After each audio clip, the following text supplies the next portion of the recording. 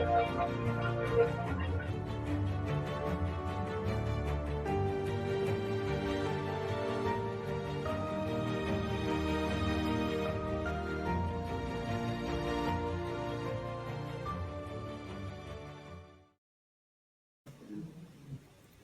morning to our audience tuning in remotely from around the world. Good evening and good afternoon also to wherever you are. I understand that we are currently broadcasting live to over 45 countries and we have over 900 participants online.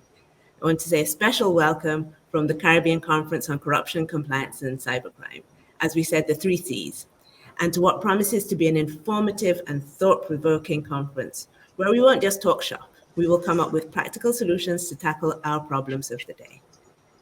If Dr. Jean Leon's keynote is any judge, we are definitely hoping to advance the dialogue and suggest concrete actions to address the 3 Cs over the next 2 days.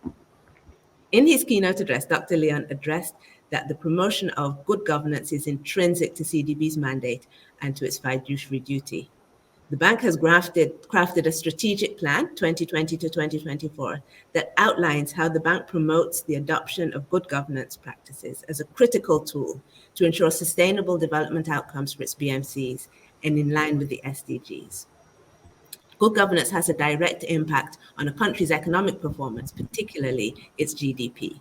And there's a clear intersection between good governance and positive development outcomes, and conversely, poor governance, leading to corruption and the inability of our regional countries to respond to the current crisis. And they range from climate change to COVID. We have lots of food for thought.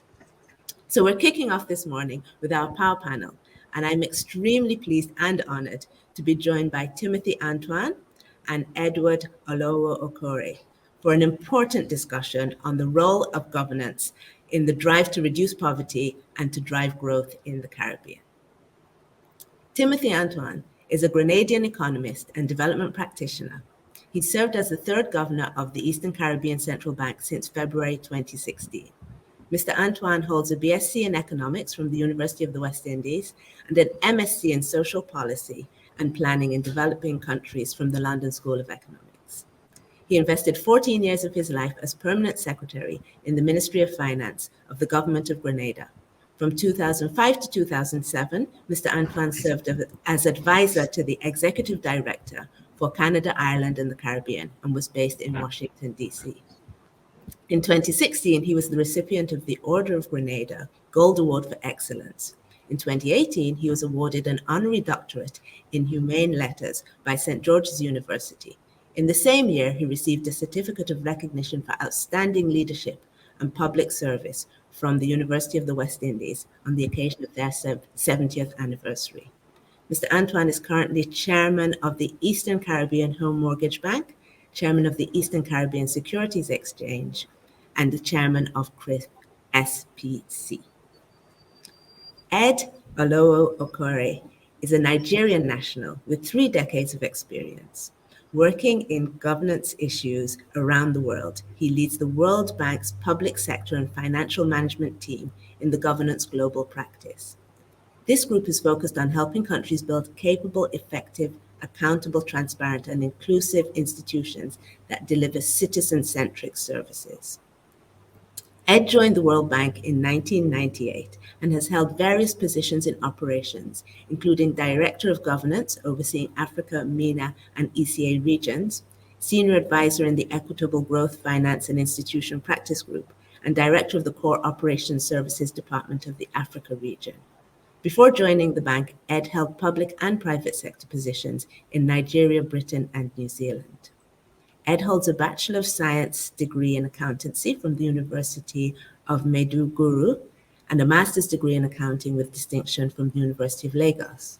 He has a PhD in management with a specialization in change management and public financial management from the University of Bath, United Kingdom, and he's a fellow of the Institute of Chartered Accountants in Nigeria. Ed was recognized this year by the World Economic Forum Global Future Council on Agile Governance as one of the world's 50 most influential persons driving agile initiatives to ensure governments can effectively navigate disruptions like COVID-19 and the climate crisis. He was cited as a governance pioneer for his work with government institutions around the world, in particular helping them to become more accountable, transparent, and citizen-centric. So you can see we have incredible firepower with us this morning. We're going to have 45 minutes for this discussion on the role of governance in the drive to reduce poverty and drive growth in the Caribbean. So we hope to be able to have some thought-provoking exchanges that will span both the regional perspective through Tim's extensive knowledge of the Caribbean and the global perspective through Ed's World Bank lens. To kick things off, I'm going to ask you both to give some brief reflections on the President's speech and the relevance it has in your current sphere of work. Ed, over to you first. Okay. Thank you. It was really very interesting listening to the president. And I thought, having listened to his speech, that maybe this session is no longer necessary because it seems to cover a wide range of issues and touch on, I think, all the points that I was hoping we are going to discuss. I think his point about the importance of governance, especially good governance for growth and poverty reduction, I think he makes the case in a very eloquent manner. He also spoke eloquently about all those kind of issues that need to be addressed, like corruption and the various aspects of corruption and how that needs to be addressed. I think it's really a call on countries and governments in the region to deal with the issue is also something that is of great interest. So I felt like a lot of what we spoke about represent some of the agenda that we are also pursuing globally as well. So very important speech as far as development and poverty reduction and economic growth is concerned. Okay. Thanks, Ed. And Tim, same question to you. What is the role of ECCB playing on the 3Cs agenda, and how do you see the president's speech panning into that? Well, thank you, Diana. Let me just say kudos to the CDB, led by the president, for shining a light on this very important issue of corruption, compliance, and cybersecurity. And of course, the latter, cybersecurity, is extremely important in the context of where we are, in the middle of a pandemic, where we've had to rely increasingly on digital tools. I also want to just express some pleasure with the progress I've seen with the Office of Independent Compliance and Accountability, led by Dr. Boyce, which I think was established about 5 years ago. Really pleased to see how that has evolved. What I would say is that the president's thought-provoking speech really should cause us to focus again as a region on these very important themes at a time when so much is at stake, where we're fighting for survival and we thinking about how we craft our way out of this pandemic and emerge even stronger. Governance matters, always has, always will. And I think there are, many examples around the world and in our region where governance failures have cost us big.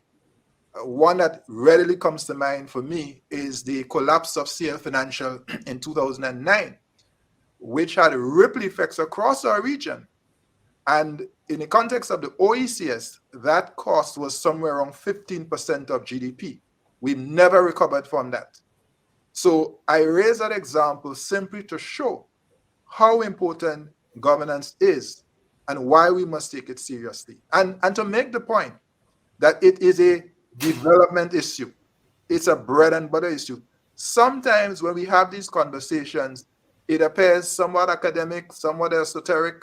The intellectuals are speaking about governance, or it gets very partisan, which in some ways is understandable. But I do think that we have to see it at its core as a development issue that touches and concerns the lives of all of us. And really, it's a tax on us, but especially on the poor and the most vulnerable. And that is why we have to look at these issues very seriously. And yes, some will argue, well, do we really have? Yes, corruption exists everywhere. Some countries more than others, but it exists everywhere. And as the president pointed out, it is a very high cost. He indicated, I think, around $6 trillion, if I recall, 6-7% of GDP. When you combine the losses from corruption and now the losses from cyber attacks. So this is a very important issue, and I'm glad the CDB is shining a light on it today and tomorrow. Okay, thanks, Tim. Some really hard-hitting words there and some statistics that I think we will keep in mind. So Ed, let's get back to the basics here as we talk about the role of governance in the drive to reduce poverty and to drive growth in the Caribbean. I think Timothy has alluded to how important it is, the cost that it is bearing on the region. It's important, but how do we do it? How do we bring governance into the conversation? Okay. Thanks, Diana. So I think before I kind of respond to your question directly, I think it's important to acknowledge that we do have some countries in the region, especially the eastern countries like Antigua and Barbuda, Dominica, Grenada, St. Lucia, and St. Vincent, and the Grenadines that are performing well or better than their peers in poverty reduction. I think we need to acknowledge that.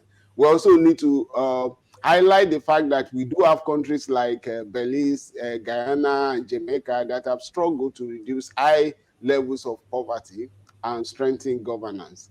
Now, a fundamental point I want to make is that it is a combination of political, economic, and institutional features of governance, in particular good governance, especially the control of corruption and regulatory quality that improves the income of the people and decreases poverty. I think I want to put that point on the table. So then, what is governance? Okay, we can think of governance as the way that power is gained and exercised. How power is gained and exercised. So it is really about the way in which the citizens and governments that they relate to each other. So when we then think about the social contract, I think we see governance really at the heart of that.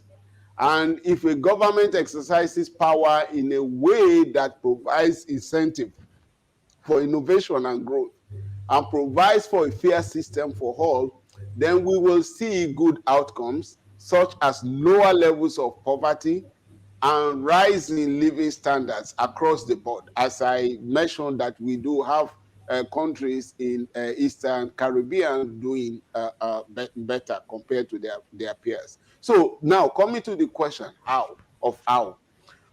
We can think of really certain key ingredients for governance to be able to deliver good growth and poverty reduction. So 3 areas that I would like to highlight. One is capacity. The other one is responsiveness. And the third one is what I would call transparency and accountability. Now, with respect to capacity, what we really are talking about here and what countries in the region need is strong institutions of governance. These are very essential to consistent reduction in poverty and good growth. Strong institutions do help build trust among the citizens and firms, and trust is needed when it comes to investment, also effectiveness of government policies, and a number of other things. Now, the second aspect of the how is responsiveness. Okay, responsiveness is really about making policies that tackle challenges of the society and that deliver services that people really need. In particular, essential public services like health, education, water and sanitation, social protection, that really are linked to the issues of poverty. We know that in many countries, including in the region, corruption makes it impossible to provide services, to be responsive to citizens. Why? Through corruption, We know that government wastes resources that could otherwise be used to provide these essential public services that are necessary to be able to reduce poverty. So for a government to be responsive, it's also important that government officials and governments must acknowledge that they don't necessarily have all the answers, they don't know everything, that it is important for government to be open, to be transparent, to allow participation both in policy making and also in policy implementation with very strong and good feedback from citizens on how government is implementing policies and also things that are necessary for citizens to be able to provide feedback on, like also the performance of government. Then the third aspect of it that I want to highlight is the transparency and accountability in terms of how. And I will begin that by saying that it is really the requirement for public accountability that legitimizes a government. A government is illegitimate if it is not accountable. Okay, accountability is both about the government accounting for its action, but also being held to account for its actions. So in a sense, there has to be strong institutions and robust processes for governments to be accountable for its performance and management of public funds. Also, processes must include regular rendering of accounts, as well as general openness and transparency by public institutions. And also, in addition to that, there has to be institutions of accountability that includes both state actors like the parliament, and also non-state actors like civil society organizations, the media, the citizens. These institutions have to be able to hold governments to account. So now coming to the region, there is a large scope to improve on these aspects in the region. That is, I mean, the capacity of the state, responsiveness in terms of service delivery, and also transparency and accountability. Except for Guyana and to some extent Grenada, fiscal transparency in the region, for instance, is very weak. And I must also add that the region underperforms in external oversight and scrutiny of public finances, except also for Grenada, that does well on legislative scrutiny of public finances, and Jamaica that does well on public audit. So in a sense, the region has some work to do in terms of strengthening governance in the areas that I spoke about: capacity, responsiveness, and transparency and accountability, to be able to then ensure good growth and poverty reduction. Thank you. Back to you, Diana. Thank you. Thank you, Ed. I think that really does give us something to think about. Timothy, Ed spoke about capacity, responsiveness, transparency, and accountability. How important do you see those aspects of governance being for sustainable development in the Caribbean? Or are there other aspects that you feel really should be pulled to the fore and should be the issues that our politicians of the day, our bureaucrats of the day should be thinking about? No, I think Ed covered it very well. Those are the key elements. But I would say in the context of our region, that two of the most important and necessary actions are constitutional reform, which would allow a more equitable distribution of the spoils after an election, and campaign financing. The challenge, however, Diana, is that the former constitutional reform has proven to be difficult, divisive, and frankly elusive. I could think of at least 3 countries that have in recent times attempted to amend their constitutions. And on the face of it, it made a lot of sense, but there was not bipartisan support, and those efforts were not successful. And therefore, we have to look for lower hanging fruits that we could harvest in this region. And I want to mention a couple very briefly. We got to modernize our procurement frameworks. The literature suggests, the World Bank report, between 10 and 30% of projects are more expensive anywhere between 10 and 30% because of corruption. And therefore, we have to modernize our procurement framework. That's a key area if we want to really improve integrity and transparency and accountability. And not just in the government, but also in the state-owned enterprises. In other words, any modern procurement framework must also cover the state-owned enterprises. They have at times, the irony is that these enterprises were set up ostensibly to be more efficient than the central government. The reality in our region is that they are less efficient in many cases and even less transparent. That is unacceptable. And therefore, they have to be covered under modern procurement frameworks.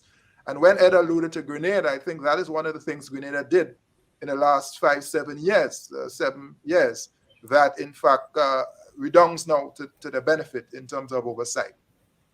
I also want to mention the need for internal audit functions in key government ministries.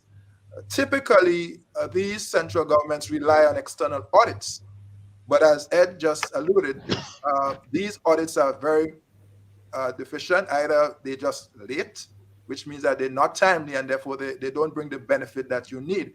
My own view, and it is something I advocated for in my prior role as Financial Secretary in Grenada, is that for the large ministries like Public Works, Health, Education, Police/National Security, those ministries need to have internal audit functions. Whether they're insourced as in a formal team or they're outsourced, these are not luxuries. These are necessities which would save considerable money, but create a line of defense that would allow for high levels of compliance and, of course, address the issue of transparency and accountability. I also want to mention the need for integrity commissions to be more effective. Some of our countries do have integrity commissions, but frankly spoken, maybe they're under-resourced. I think that's part of the challenge. But the fact of the matter is that they have to go beyond declarations to investigations, prosecutions, and confiscations. They have to have teeth. They have to have teeth. If not, they're not giving us value for money. And people have to know that these commissions will, in fact, you cannot, turn your nose up to these commissions, continue to acquire assets which cannot be explained by a regular source of employment, and not be held accountable. And that is an area where I want to see us make some improvements going forward. And maybe incentivize the integrity commissions by having them retain some of those resources from asset seizure and confiscation so that they can plow it back into their work. But that is an area where I want to see us make a jump. Very quickly, two other things. We need to introduce whistleblower frameworks. Some of our large institutions have them, many don't. And in small societies such as what we have in the Caribbean, where almost everybody knows everybody, and almost everybody is related to everybody, there has to be a framework that allows people to bring egregious behavior, illegal behavior, unethical conduct to the attention of the right authorities. And therefore, I would love to see us move faster in this area of whistleblower framework to allow us to do that. And then finally, and work has begun there, but we have a lot of work to do in terms of board governance, public sector and private sector. You'll be shocked at what some people assume to be no problem, nothing wrong with that, when in fact they're unethical and illegal in some cases. And so there has to be a lifting of compliance, accountability, and transparency at the level of our boards, in the boardrooms, both in the public sector and perhaps even more so in the private sector. And let me stop there in the interest of time. Okay, thanks, Timothy. But some very important and hard-hitting points there. Procurement is an area that we at the bank have long looked at as being essential for good governance and essential for curbing corruption. And we have done a number of interventions, some in fact with the World Bank Group, to strengthen procurement systems. And I think that is ongoing work. On your list also, internal audit, very important, integrity commissions and integrity legislation. And as you said, whistleblower work and governance at the boardroom level. I think that, as you said, many people do not even appreciate what governance really means. What are the acceptable modes of behavior, the acceptable modes of transacting? So they are all, I think, key points that we can hold on to, and hopefully they will be developed over the course of this conference. But Ed, let me turn back to you. The issue of trust came up a couple of times in your response just now, and it was also highlighted by the president. It was kind of touched on by Timothy just when he was talking about what people need to see. But trust is important. What can we do to strengthen and increase trust in governments in the Caribbean so that the populations can feel that corruption isn't a problem, that, you know, compliance is the order of the day? Thank you. I think that is that's a big question, and the issue of trust, I think, is something on the minds of people across the nations of the world, especially at this important time when trust in government is low across nations, in most nations and across sectors as well. So I think the question is really, how can trust be built, or be increased? But I want to really also, before I go into that, give some context in the region, which I think is more important. I know Timothy will do better at that. So trust in government across the region is generally low. And it's not just only in the Caribbean, but also in Latin America. And I said it's across the globe. I also must say that in Jamaica, we have seen kind of an increase in trust. I'm not saying that trust is at the level where it's supposed to be, but it's interesting why we have trust decreasing or going down across the country between the periods 2007 and 2018. Trust has in fact increased by 17 percentage points in Jamaica. That is trust in government. Then in the region, most citizens in Barbados and Guyana trust the government. And not just governments as a general thing like that, but they trust the courts, they trust the police, which is important. Now, in terms of what can be done to increase trust or to build trust, I think we should start by first understanding the key drivers of trust. What are the key drivers of trust? So the OECD identified two, and I agree with the two important drivers of trust that they identified. One is competence. The other one is value. Competence is about whether an institution is perceived to have the capacity to deliver their commitment. Okay, and value is really about whether institution is perceived to operate consistently with a set of values that demonstrate integrity, openness, and fairness. So, like telling the truth, protecting citizens' rights, and improving lives of all citizens. So, given these two important key drivers of trust, then what is it that government can do? I think there are a range of approaches that governments in the region can consider.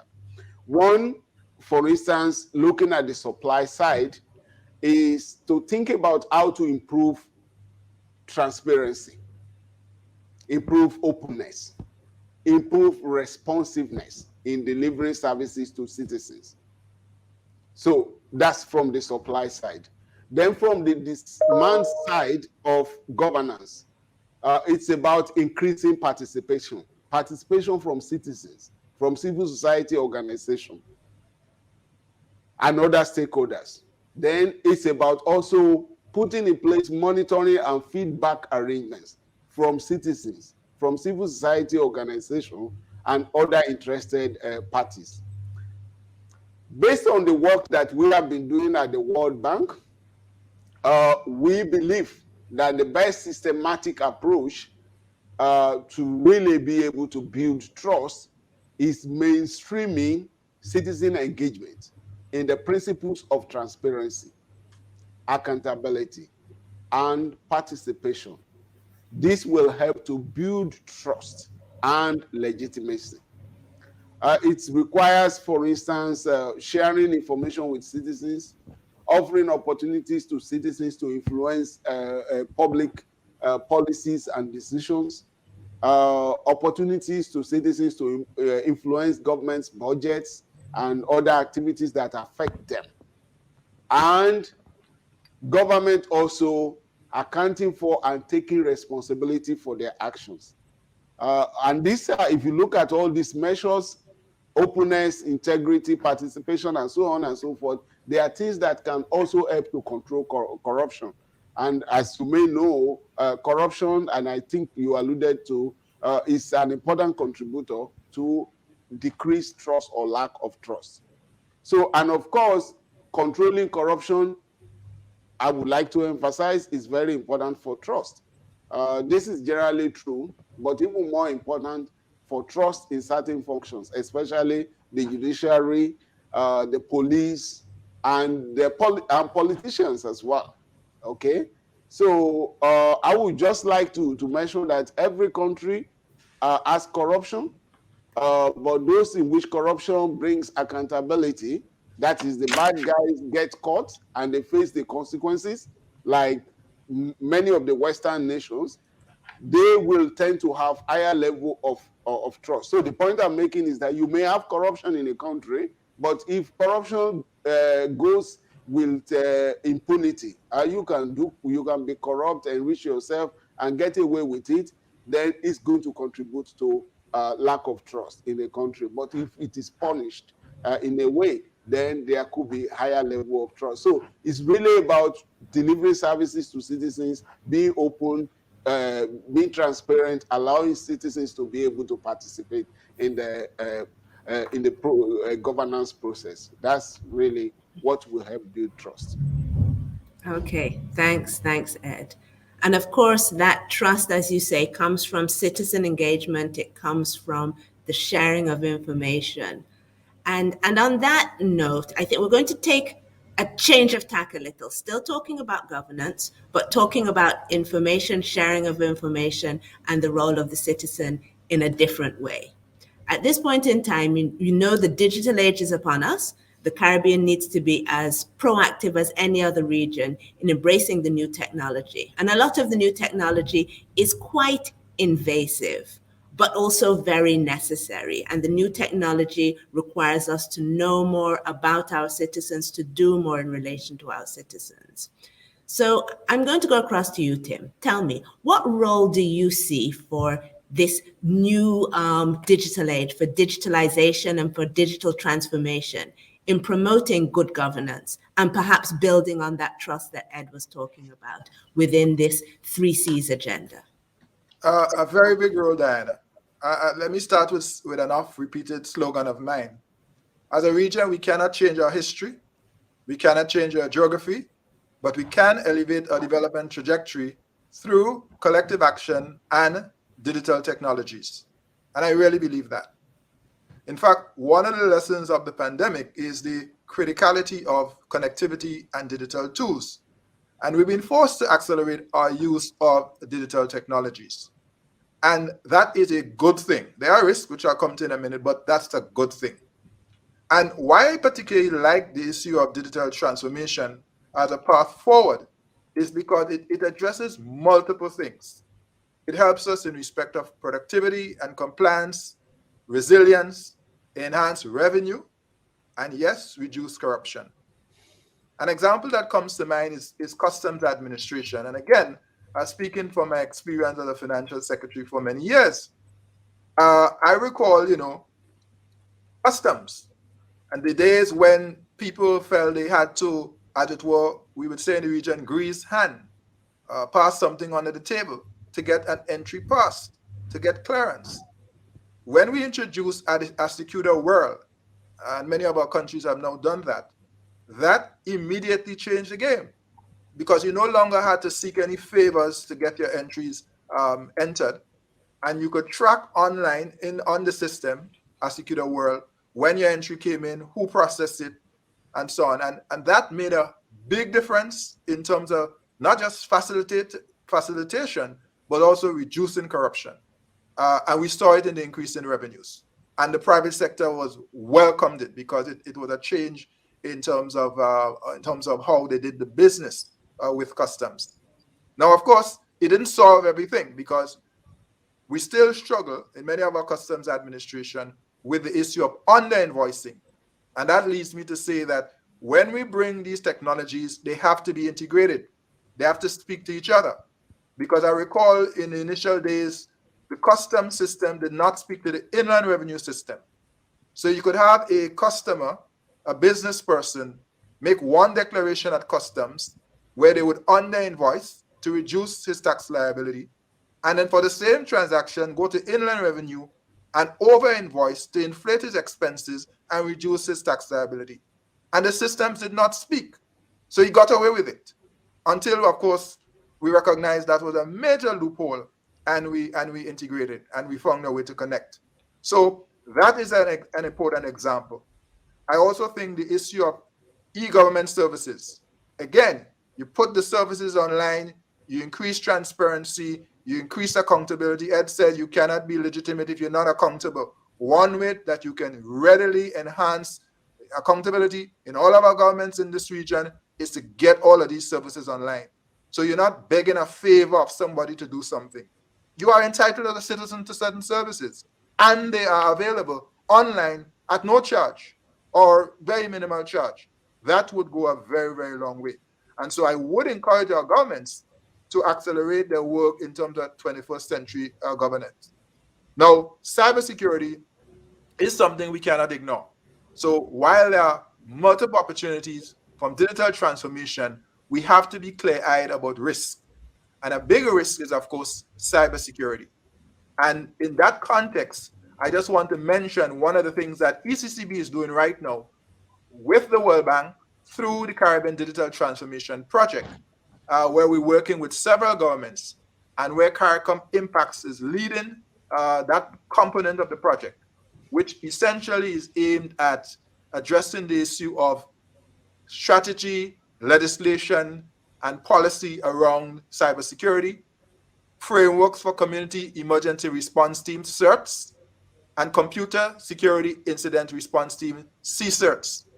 These are critical pieces that must be put in place in this digital economy, and they are important for maintaining trust. Because part of building out a digital economy, part of it is also building trust, digital trust. And this is where governments have a key role to play. This is where, for example, our central bank believe we have a key role to play.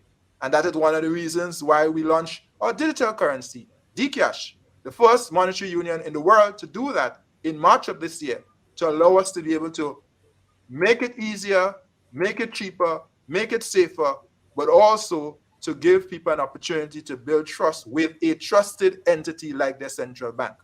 And so we see this as bringing benefits not just for our people, but also for small businesses, because small businesses get hurt the most very often from corruption and from poor governance.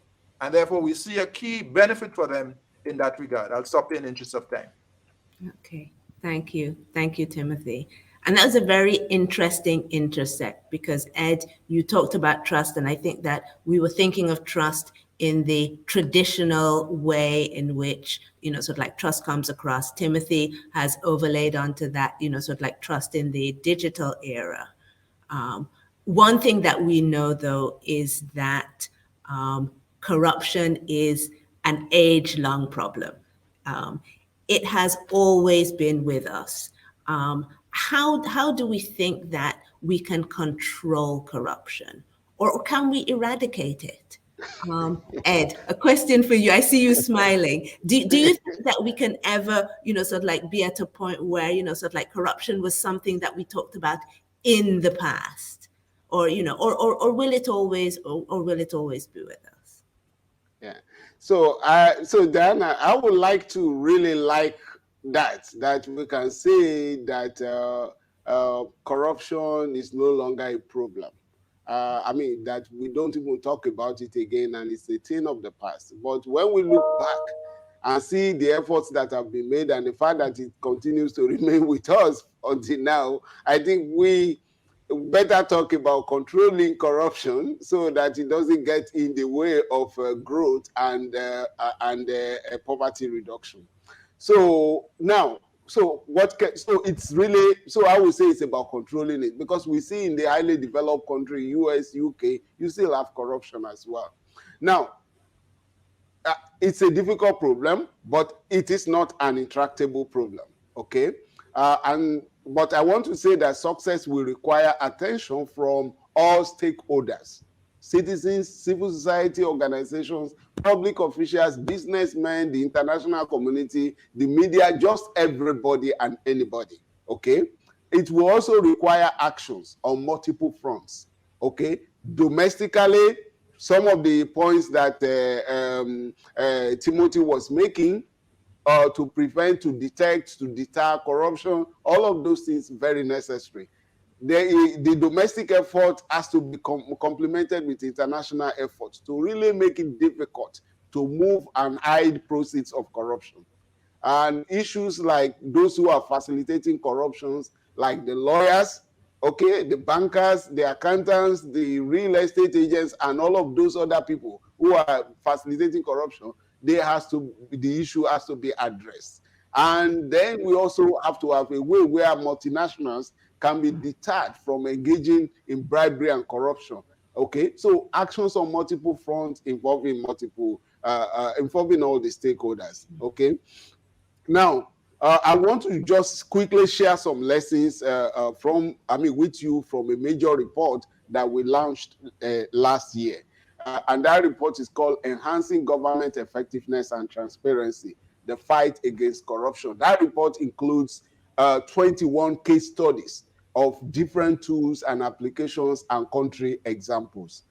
What is coming out of that report is that there are no real panacea or magic bullets to really end corruption or for corruption reform. But then we have a set of approaches and specific tools that countries can, or reformers can, draw upon and apply to specific country context. So it's important then to know that the how of reform is as important as the what of reform. Okay.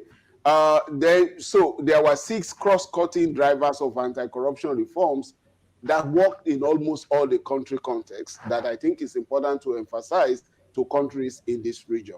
They include, for instance, political leadership, very important in fighting corruption or introducing anti-corruption reform. Building capable and strong institutions. Timothy talks about some of those institutions. Enhancing transparency, changing the incentives of perpetrators, okay? Use of technology, which Timothy just described eloquently, and fostering greater collaboration across multiple stakeholders, including borders. So there are other things, 2 broad tools, and these broad tools have come up in the conversation we are having now, so I'm not going to elaborate on them. Openness and transparency is one, then technology, which Timothy talks about, very important. So if we apply these tools, draw on those lessons, everybody work together and look at things from all angles, then I think we can be able to make a dent on corruption. I'm not talking about completely eradicating it. It looks like it is looking like COVID-19 or coronavirus. It's staying with us. So back to you, Diana. Oh dear. I think we've touched on everything this morning, from coronavirus to, as you say, digital transformation. We really have had, I think, an interesting session. Thinking about how governance intersects with corruption, compliance, and cybercrime. I would want you both, if you can give me a very quick, 20-second soundbite of what you would want to leave with our audience this morning. I would invite you, Tim first, and then Ed. Like you, Ed and Diana, I've committed myself to the development of our region. That's a lifelong pursuit. And since development is about people, anything that is a detriment or an impediment must be fought. So we have to fight corruption, we have to fight poverty. Those are also lifelong pursuits, but we must never give up. Thank you. Okay, thanks, Tim. Ed? From my side, it's about everyone needs to be involved. There is no need being like a standby and not really be involved. You are a citizen, you are a businessman, whatever is your role, media and whatever, be involved in the governance of your country. Very important. That's how we can eradicate corruption. That's how we can ensure good development, good governance, and so on and so forth. Okay, thank you. It really only remains for me to thank you both, Ed and Tim, for this inspiring and insightful discussion we've had this morning, and to thank you, the audience, for tuning in. I think we've set the stage for a very exciting 2 days ahead. I look forward to what is to come on this conference. Thank you both. Thank you. Thank you, Dan. Thank you.